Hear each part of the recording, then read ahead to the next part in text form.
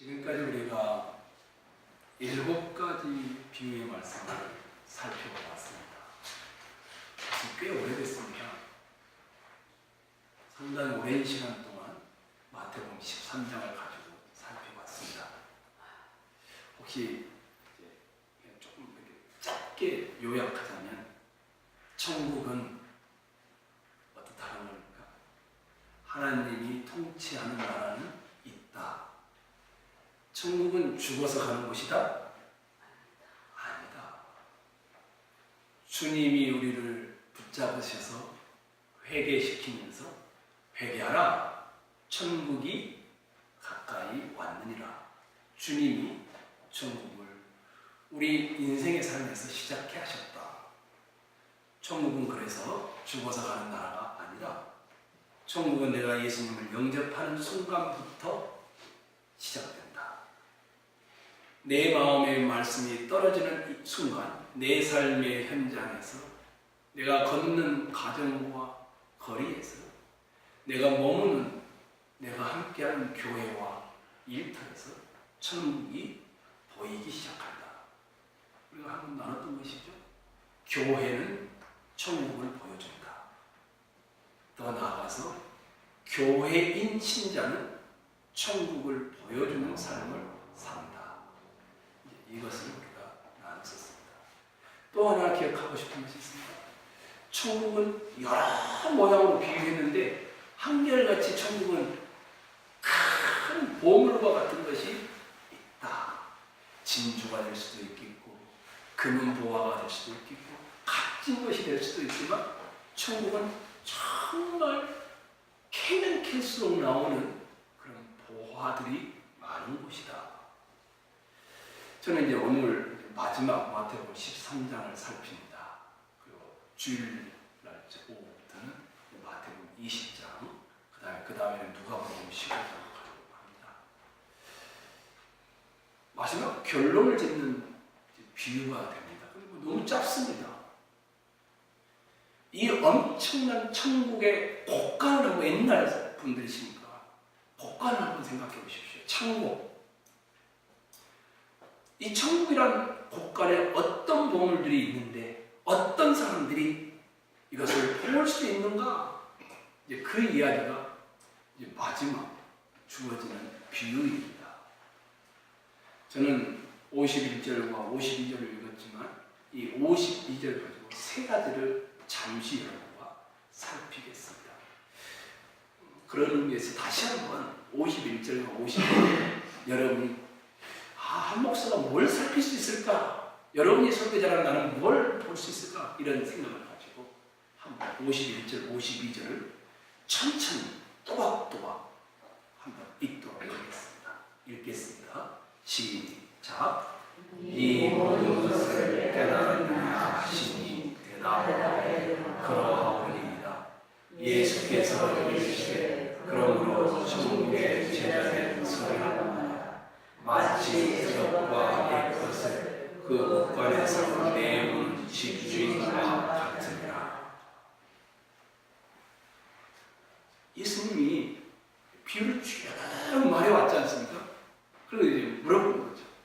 제자들에게 또는 그와 함께하는 사람들에게, 야, 이걸 못 알아듣는 사람도 참 많았는데 이게 듣기는 듣고 보기는 보았는데 전혀 깨닫지 못하는 사람이 너무 많았다. 너희는 이제 내가 설명까지 해주면서 이제 알겠니? 예수님이 이렇게 물은 거예요. 그랬더니 제자들이 알 것 같습니다. 이렇게 대답을 하는 겁니다. 그랬더니 예수님이 그러므로 이렇게 말해요. 그래? 그렇다면 너희는 말을 하기 시작합니다. 그러면서 52절을 말하고 있는 거죠. 그러므로 천국의 제자된 성전마다 마치 새것과 옛것을 그 곳간에서 내오는 집주인과 같으리라. 천국의 제자된 서기관마다, 이건 다른 사람이 쓴 용어가 아닙니다. 일단 제자라는 뜻이 뭘까요? 제자. 우리는 쉽게 생각할 수 있죠. 선생님과 학생. 학생이 한 20여 명, 요즘 한 22, 3명 되죠. 그럼 선생님은 한 분. 이런 관계를 우리가 보통 교실에 있는 학생, 스승과 제자 이렇게 이해를 하죠. 근데 예수님 당시의 제자, 그러면 우리가 생각하는 그런 제자가 아니었습니다. 예수님 당시에 교실 같은 건 있지 않았습니다.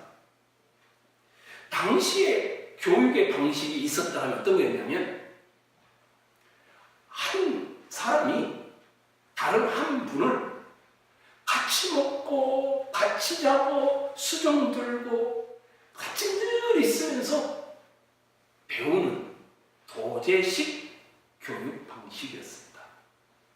어렸을 때 집으로 불러옵니다. 너는 어렸을 때 보니까 내 제자가 될 만하겠다. 이런 사람은 불러들여서 먹이고 재우면서 또 자식처럼 키우면서 정신과 삶의 모든 것들을 이제 가르치기 시작하는 것입니다. 이제 이것을 도제 교육이라고 합니다. 예수님 당시에 천국의 제자 된 서기관마다 이 제자라는 단어는 우리식의 학생과 선생님 이런 의미가 아닙니다. 그 당시에 교육 방식을 잠시 여러분 설명해 드리자면 6살입니다. 당시 제자가 되려면 6살에서 10살까지는 만으로 하겠죠. 우리나라는 7살 되겠죠. 율법을 모세오경을 다 암송하도록 만들었습니다. 모세오경 구약 성경 5권을 다 암송시켰습니다. 어마어마하죠. 그다음에 10살부터 16살까지 우리 식으로 하면 17살 정도 되겠죠. 성령의 뜻을 스승이 풀어주기 시작합니다. 성경의 뜻을 공부합니다.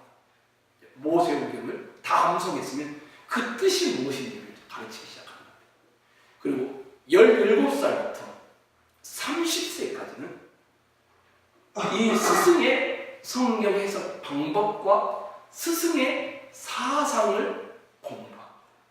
그래서 아주 뛰어난 스승 가말리엘 이런 데는 많은 사람들이 제자로 들어가기도 하고 했습니다. 그러고 나면 30세가 딱 되면 그때까지 잘 버틴 사람 20한 4년 또는 20한 5년 6년 동안 배운 사람을 그때 머리에다가 기름을 붓고 안수를 합니다. 그러면 세미카 그러면서 이들도 이제 예수 자기 스승의 가르침을 따라 그렇게 이제 스승이 되어서 살아갈 수 있도록 그렇게 했습니다. 또는 스승의 뒤를 잇도록 그렇게 했습니다. 예수님도 제자들과 똑같았습니다. 기간은 달랐지만 함께 자고 함께 먹고 함께 동고동락하면서 예수님은 사상과 삶과 기적과 이적을 통하여 제자들을 가르치셨습니다. 오늘날과는 너무 다르죠. 오늘날은 뭐 그런 거 없잖아요. 그렇죠? 선생님이 삶을 어떻게 살든 관계하지 않죠. 그냥 수학 잘해야 되고 영어 잘해야 되고 국어 잘하고 화학 잘하면 되는 것이죠. 지식, 기능, 정보를 습득하는 곳이 학교 교육인데 옛날에는 그렇지 않았어요. 요즘식으로 생각한다면 학교보다는 집에 엄마 아빠를 생각하는 게 훨씬 더 가까울는지도 모릅니다. 항상 집에서 아버지가 밥상머리에서 그렇게 가르치고 했던 것과 똑같습니다. 예수님은 제자가 되라 이렇게 말씀하실 때에 이 한마디는 그냥 나한테 와서 지식과 정보를 얻어가라 이런 의미가 아닙니다.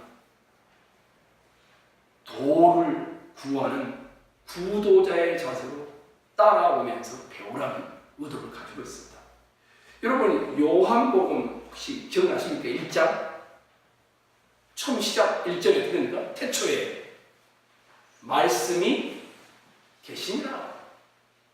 이 말씀이 하나님과 함께 계셨으니 이 말씀은 하나님이시다. 그 안에 생명이 있었으니 이 생명은 사람들의 빛이라. 이 말씀 우리나라의 거의 최초의 성경입니다.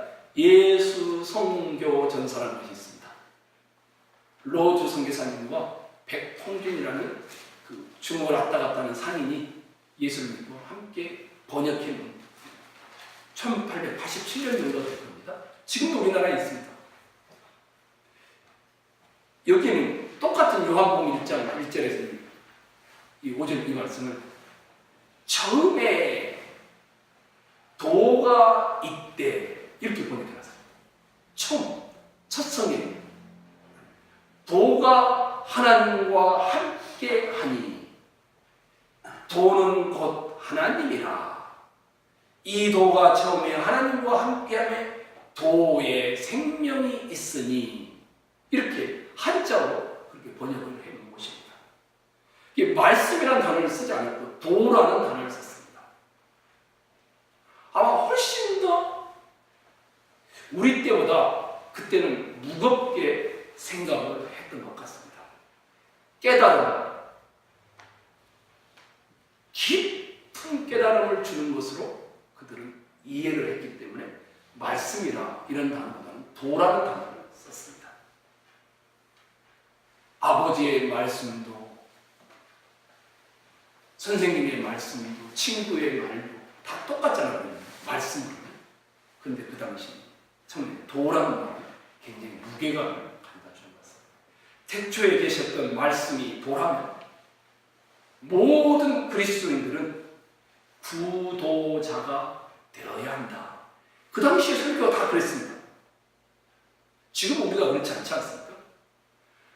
구도자라는 말은 진리가 어디 있는지 알지 못해서 방황하는, 그래서 진리를 찾는 이런 의미가 아니었습니다.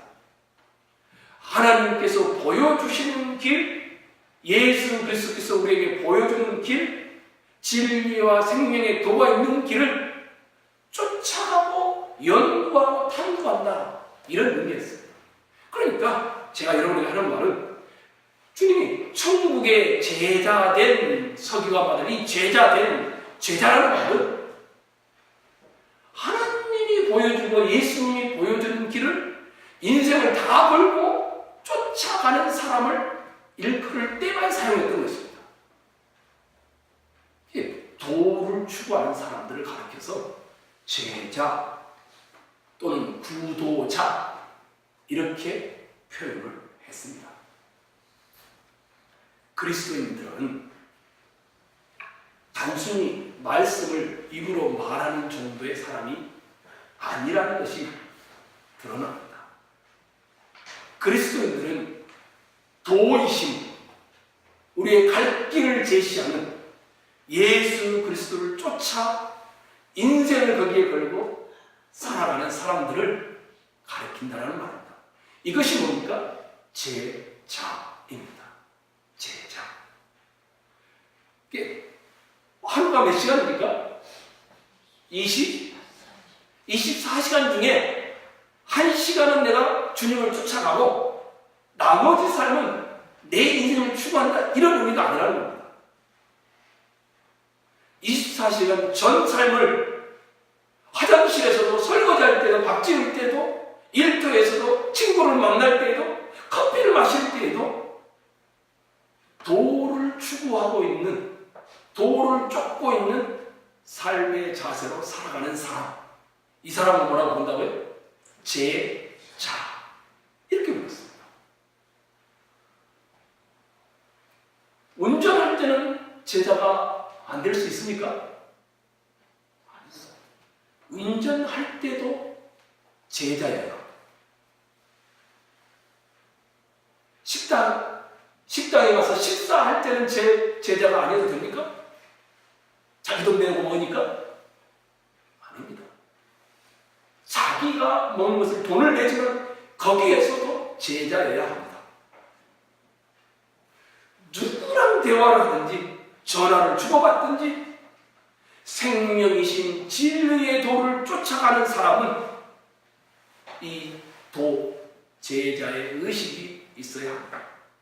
지금 주님이 제자들이 다 깨달았다고 하니까 그래? 그렇다면 천국의 제자된 서기관은 이 제자라는 말은 그럼 네가 하나님 나라를 그렇게 깨달았다고? 좋다. 그러면서 그러면 제자가 무엇인지 천국의 제자라는 것을 설명하기 시작하는 겁니다. 먼저 여러분과 저에게 천국의 제자로서의 마음 자세가 필요합니다. 큰 교회를 가시면 뭐가 있습니까? 제자 훈련이라는 게 많이 있습니다. 사랑의 교회에서 하는 거라든지 또 온누리 교회에서 하는 거라든지 저는 또 목동 제자의 교회에서 하는 거라든지 가서 많이 들어보았습니다. 심지어는 휴스턴에 있는 최영기 목사님은 거기 또 제자 훈련 프로그램도 해본 적이 있고요. 교실에서 제자가 되지 않습니다. 이 프로그램 하나를 마치면 그 다음 프로그램을 진행하면 그렇게 해서 제자가 되어지는 것이 아니라는 사실을 저는 알게 되었습니다. 참된 진리를 찾고 싶은 구도자적인 자세가 마음속에 일어나지 않는 한 프로그램을 2년, 3년 동안 다 마쳐도 단지 종교를, 지식을 키울 뿐입니다. 혹시 오늘이 무슨 날인가 아십니까? 10월 30일이 오늘의 종교개혁주의, 개혁했던 그 날입니다. 마틴 루터나 칼빈 같은 사람은 종교개혁을 일으켰던 사람입니다. 근데 이 사람들은 누군가로부터 1단계, 2단계, 3단계 이렇게 교육을 받아서 됐던 인물들이 아닙니다. 진리를 추구하고 찾다가 구도자의 삶으로 살아가다가 진짜 진리를 만나서 종교개혁을 이렇게 딱 꿈에도 생각해 본 적이 없습니다. 그냥 그 진리를 가르치기 시작했는데 그것이 그렇게 영향을 크게 일으켰을 뿐입니다. 마틴 루터는요, 여러분이 제가 찾아보니까 캐톨릭을 반대하고 카톨릭을 막 저주하고 그래서 아니다라고 해서 비텐베르의 성당에다가 95개의 조항문을 걸어놓은 게 아니었어요. 그냥 자기가 추구하던 거니까 성경에 말하는 게 이러이러는 것 같으니까 당신들이 하고 있는 것을 고쳐주십시오. 그렇게 해서 걸어놨는데 카톨릭이 너무 과잉 반응을 해서 이것이 독일의 큰 역사를 사람들을 소욕케 하는 일로 그것이 종교개혁의 출발점이 되었습니다. 사람이 구원을 얻는 것이 행위에서 될 수 없다는 것을 꼭대기, 성당 꼭대기, 또 수도원 꼭대기에서 이 마틴 루터가 깨닫게 됩니다. 그리고는 그것을 가르치기 시작했던 것입니다. 그러니까 이 사람이 하는 일은 진리를 사모하고 진리를 발견한 정말 보잘것없는 한 수사에 불과했습니다. 그런데 유럽을 뒤흔드는 종교개혁을 나중에 일으키게 됩니다. 왜요? 제자의 길을 가다 보니까 그럽니다. 주님이 먼저 원하시는 것은 천국의 제자 됨입니다. 첫 번째 여러분 하나죠. 성도 여러분, 저는 여러분이 교회에서 뭔가를 많이 해야 된다고 전혀 생각하지 않습니다. 교회 일을 하나도 하지 않아도 여러분들은 미워한 적도 없고요. 미워할 마음도 없고요. 굳이 교회 일을 해야 된다고 여기지도 않습니다. 반찬 봉사할 사람이 없으면 그만하면 됩니다. 그렇게 중요한 일이 아닙니다. 김장할 사람이 없으면 줄이면 됩니다. 그것도 할 사람이 없으면 안 해도 됩니다. 각자 가져와서 먹죠. 그것도 안 되면 안 먹어도 됩니다. 그런데 진리이신 예수에게 인생을 걸지 않는 일은 여러분을 지옥으로 떨어지게 하는 일입니다. 성도 여러분, 이 개혁자들은 개혁자이기 이전에 진리를 구하는 사람들이었습니다.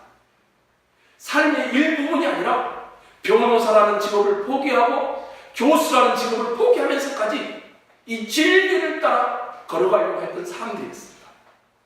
예수를 만났고 예수를 찾은, 그리고 예수를 찾고 있는 사람들이었습니다.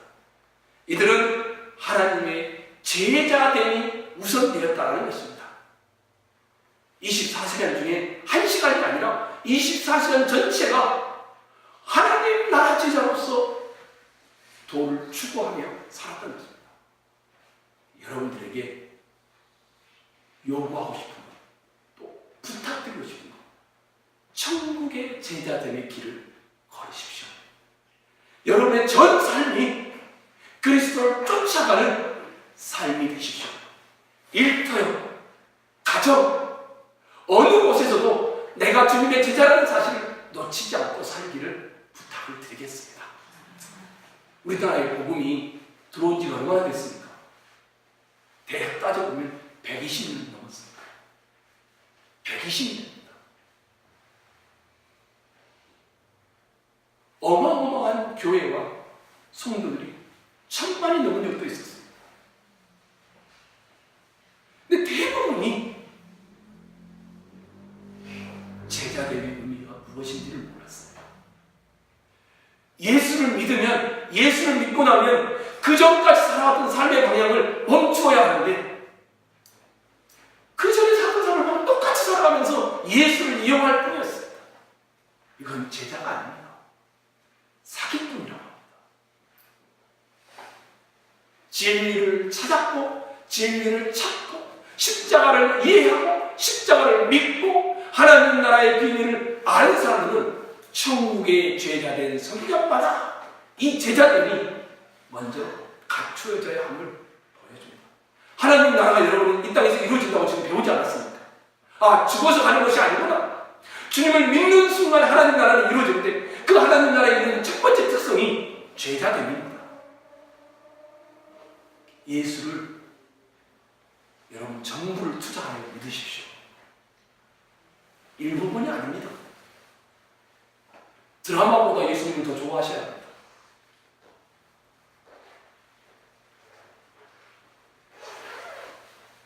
두 번째로 하고 싶은 것이 있습니다. 그러므로 천국의 제자된 그 다음 단어입니다. 뭐라고 했습니까? 서기관마다. 서기관마다. 이 제자됨을 갖춘 하늘나라에 제자된 사람들을 그 다음에 뭐라고 하냐면 서기관들이다. 이렇게 돼요. 하늘나라에 제자된 사람들, 24시간을 주님의 제자로 살아가는 사람들을 그 다음에 서기관들이다. 우리는 잘 이해가 안 되잖아요. 서기관들 그러면. 그렇죠? 근데 그 당시에는 서기관들 하면 번뜩 이해가 됐어요. 주님이 하나님 나라의 제사장이다 너희는 이렇게 말하지 않았습니다. 너희는 하나님 나라의 왕이다 이렇게 말하지 않고 너희는 하나님 나라의 선지자다 이렇게 말하지도 않았습니다. 왕과 선지자와 제사장직은 이스라엘이 망하면서 싹 사라져버렸어요. 옛 이스라엘은 이스라엘 국가는 왕과 제사장과 선지자가 움직였습니다. 그런데 이들이 하나님께 반역하고 불순종하여 포로로 끌려가면서 아예 왕도 사라져버리고 제사장도 사라지고 선지자도 그 이후로 사라지기 시작했습니다. 심지어 레위 족속이 구별된 사람들이 있지 않습니까? 근데 레위 족속도 이 혈통도 존속하지 않게 됩니다. 그런데 하나님이 이 포로 때 준비한 사람이 누군지 아십니까? 서기관들이었어요. 왜요? 성전이 무너져 버렸습니다. 포로로 잡혀갔습니다. 예배를 드릴 수가 없고 뭐가 만들어졌을까 자연스럽게? 회당이라는 것이 만들어졌어요. 신약 성경에 회당을 만들었습니다. 회당에 거기서 그들은 뭐 했어요? 예배를 드렸습니다. 제사를 드릴 수 없을 때는 그들이 모여서 율법을 배웠습니다. 그때부터 누가 막 씁니다. 누군가가 율법 파피루스를 가져오면 그것을 쓰기 시작. 그 사람이 누굴까요? 서기관이었습니다. 그래서 서기관은 처음에는 베껴 쓰는 사람입니다. 글 쓰는 사람. 근데 나중에는 이 서기관들이 뛰게 됩니다. 이 서기관들이 이제 율법을 가르치기 시작하고 성경을 알려주는 게 예수님 당시에 서기관 하면 어떤 겁니까? 아, 성경에 능통한 청지기 이렇게 이해하면 딱 맞습니다. 다시 한번 말할까요? 예수님 당시에 서기관 하면 뭐라고요? 성경에 능통한 청지기들. 천국 제자들인 12사도에게 지금 예수님이 제자들에게 뭐라고 합니까? 천국의 제자된 서기관마다 회당 중심으로 신앙이 바뀌면서 제사 중심에서 말씀 중심으로 신앙이 바뀌면서 형식 중심에서 내용 중심으로 신앙이 바뀌면서 하나님 나라 공동체 형태로 바뀌기 시작했는데 서기관이 등장합니다. 그리스도의 일꾼이요 하나님 나라의 비밀을 맡은 자로 너희를 여긴다. 고린도전서 4장 1절 2절에 나온 말씀이죠. 서기관은 우리 식으로 표현하면 청지기라 할 수 있습니다. 청지기. 청지기는 어떻게 해야 바른 일을 하는 것일까요? 맡긴 것을, 주인이 맡긴 것을 잘 관리하는 사람입니다. 청지기. 예를 들면 목사는 어떻게 하는 설교를 잘하는 사람일까요? 성경 본문이 뭘 말하고 있는지를 잘 밝혀야 합니다. 간증하고 자기가 체험하고 이런 것을 이야기하는 사람이 아닙니다.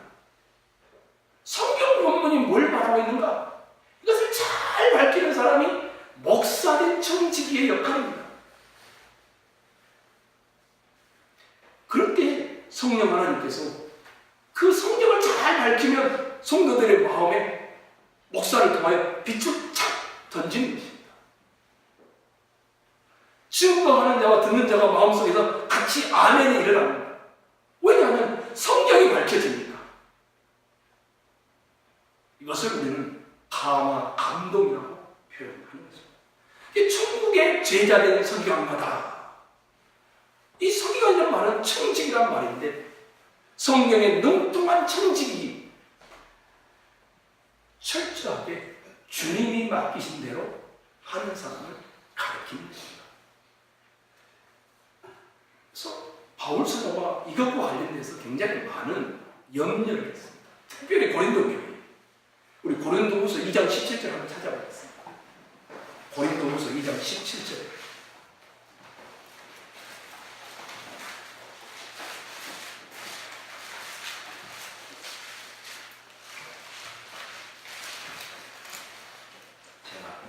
목사이니까 목사를 이유로 했습니다. 2장 17절. 고린도 교회에 어떤 일이 있었는지 잘 기록되어 있습니다. 함께 읽겠습니다. 2장 17절 시작. 우리는 수많은 사람들처럼 하나님의 말씀을 혼잡하게 하지 아니하고 곧 순전함으로 하나님께 받은 것 같이 하나님 앞에서와 그리스도 안에서 말합니다. 수많은 고린도 교회 주변에 성도들을 미혹하는 수많은 사람들이 있었습니다. 근데 그들이 뭘 했다고 합니까?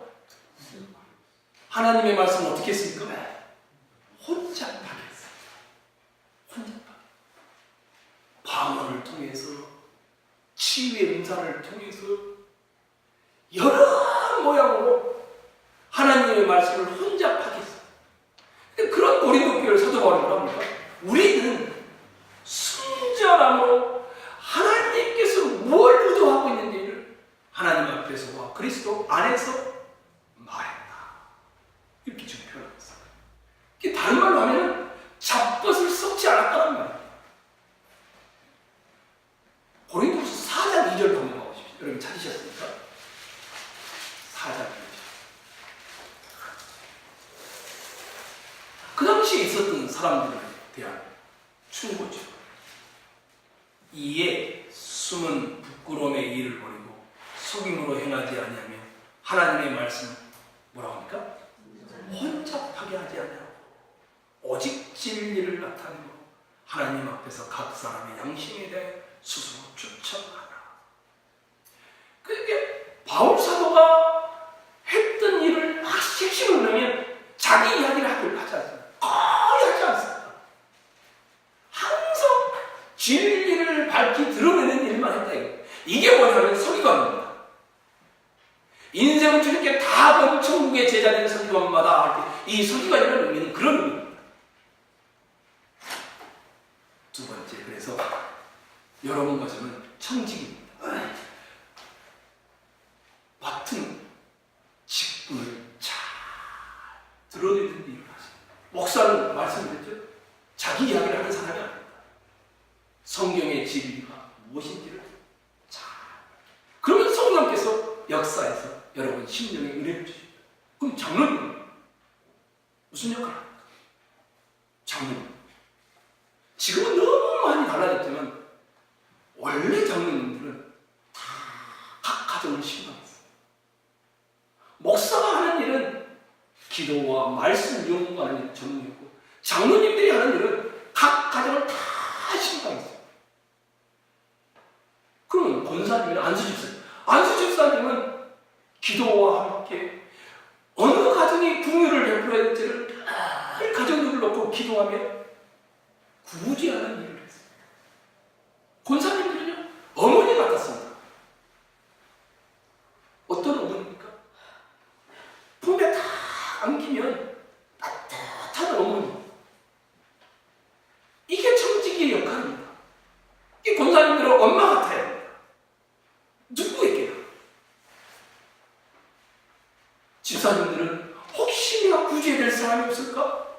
성도 중에 역할을 받은 사람이 있을까? 늘 살피는 일을 합니다. 장로님들은 각 가정을 신방하면서, 그러니까 할빈 시대 때 장로님들은 3년을 하고 나면 너무 힘들다고 조금만 쉬게 해달라고. 왜냐면 자기 본업을 하지 못할 정도가 되니까. 일하고 와서 밤에 또 신방 가야 되고. 그래서 어느 개혁교회는 로테이션을 하는 거예요. 우리는 이제 이게 없으니까 그냥 대표 기도하는 분, 이분이 장로님이고 당에서 결정하는 분, 이분이 장로님이죠. 목회는 목사하는 일이 아니었습니다. 목사는 기도와 말씀을 가르치는 일을 합니다. 근데 주님 와서 많이 바뀌어졌죠. 각자 우리에게 주어진 직분을 최선을 다하는 것. 이것이 청지기의 역할입니다.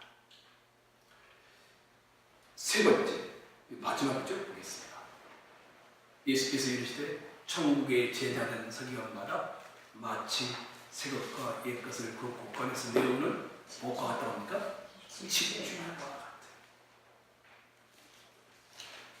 자, 집주인은 자기 물건이 어디에 있는지 잘 알까요? 모를까요? 당연히 알겠죠. 창고에 어떤 부분에 가면 어떤 물건이 있고 어딜 가면은 뭐가 있는지 잘 알죠. 그러면 주님께 1시간이 아니라 24시간을 다 드린 서기관 청지기들은 집주인과 똑같다는 겁니다. 모든 보물들이 어디에 있는지 정확하게 알고서 연장이 어디에 있는지, 옷이 어디에 있는지, 모자가 어디에 있는지 알고서 가져다 밀어오는 사람입니다. 그럼 새것과 옛것은 뭘 말할까요? 곳간에 있는 구약 성경과 신약 성경. 제자들은 구약과 신약 하나님의 말씀을 부단히도 먹고 연구하고 찾아야 합니다. 제자들. 청지기들은 이 하나님의 말씀 없이 봉사하는 일은 거의 없습니다. 그럼 곳간은 뭘 말할까요? 하나님의 하늘의 비밀이 담겨져 있는 곳입니다. 저는 그래서 이렇게 표현합니다. 여기 계신 분들은 일을 많이 하려고 하지 마십시오. 교회 이름 가능하면 줄입시다. 주일날 와서 식사 준비하는 것도 힘들잖아요. 대신에 여러분들이 해야 될 일을 하겠습니다. 말씀이라는 이 곳간에, 옛것과 새것이 있는 이 곳간에 가능한 오해 머물러야 합니다. 대강대강 알고 늘 해왔던 대로 알고 목사님은 성경 어디에 뭐가 있는지, 신약 성경 어디에 뭐가 있는지 여러분이 천국의 제자들 설교관들 아닙니까? 잘 알아야 돼요. 집주인처럼.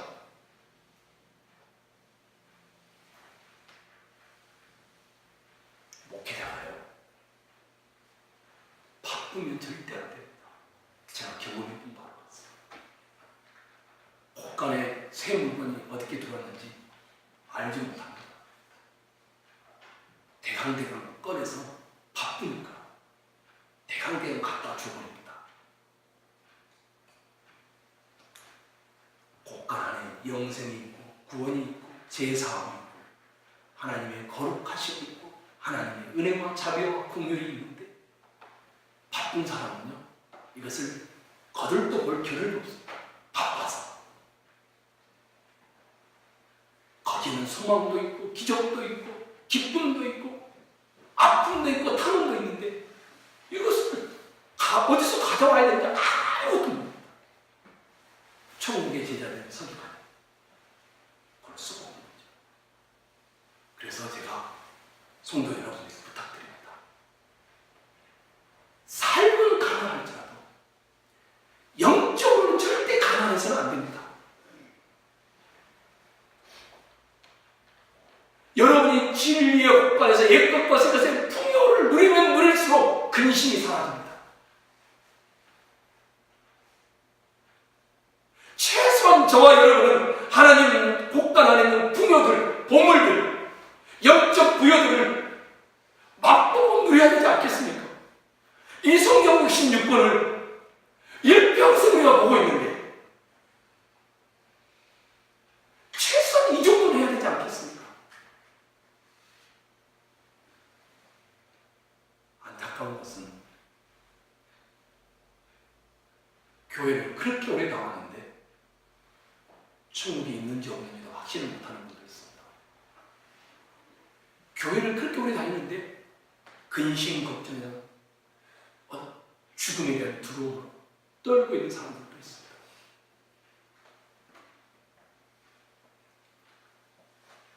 사도행전을 보시면 사도들에게 여러 문제들이 오니까 기도하는 것과 말씀 전하는 것에 전무할 것이다. 이렇게 합니다. 주님의 제자들 서기관들에게 하시는 말씀입니다.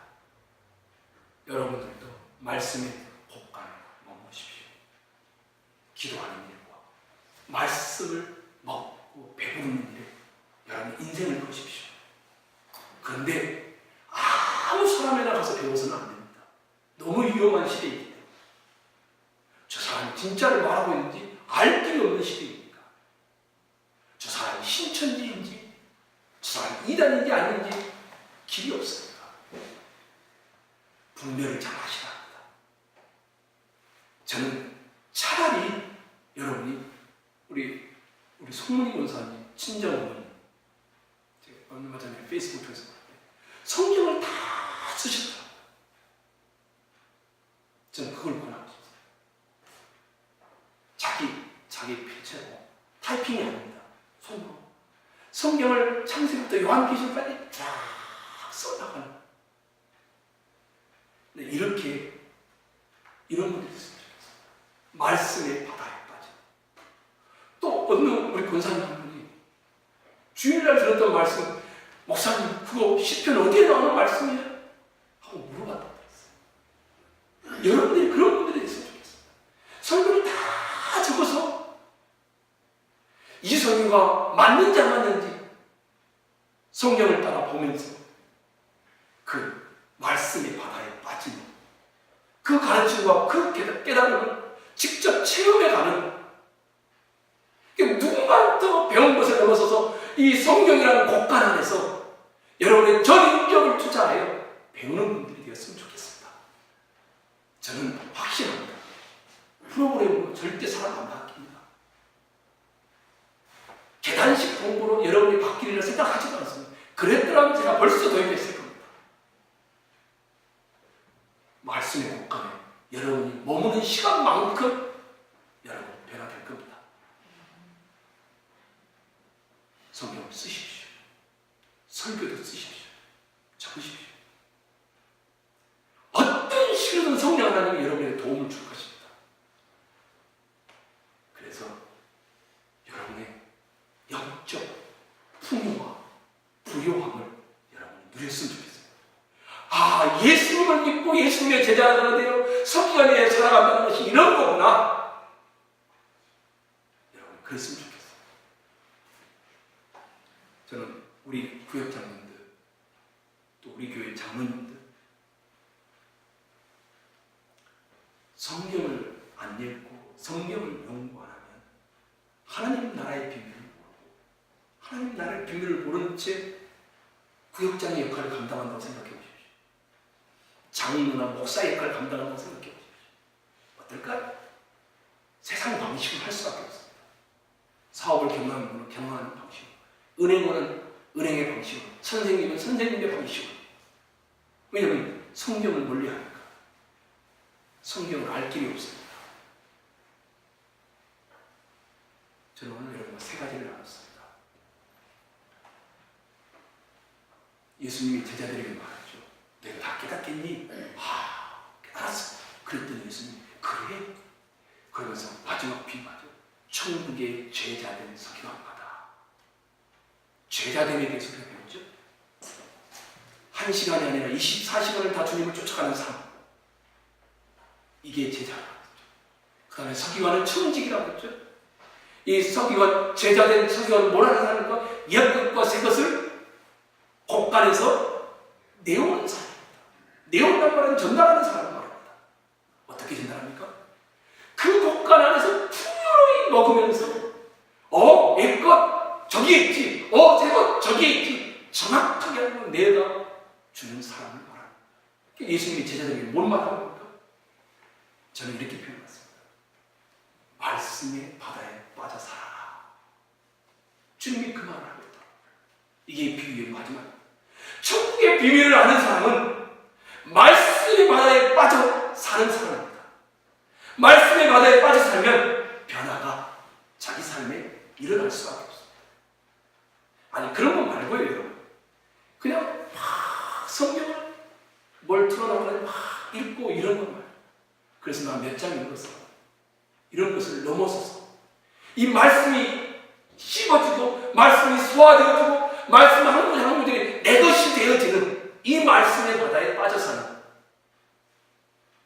그런 분이 되었으면 좋겠습니다. 그렇다면 아마 여러분은 주님 나라의 부요함이 무엇인지,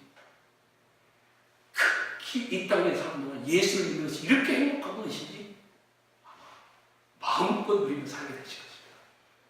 그것을 위해서 새벽 기도를 안 나온다, 나오지 마십시오. 말씀의 곳간에 빠져서 그 말씀에 사무쳐서 말씀 때문에 울고 말씀 때문에 회개하고 말씀 때문에 자기 영혼을 내놓고 산다면 새벽 기도보다 훨씬 더 좋습니다.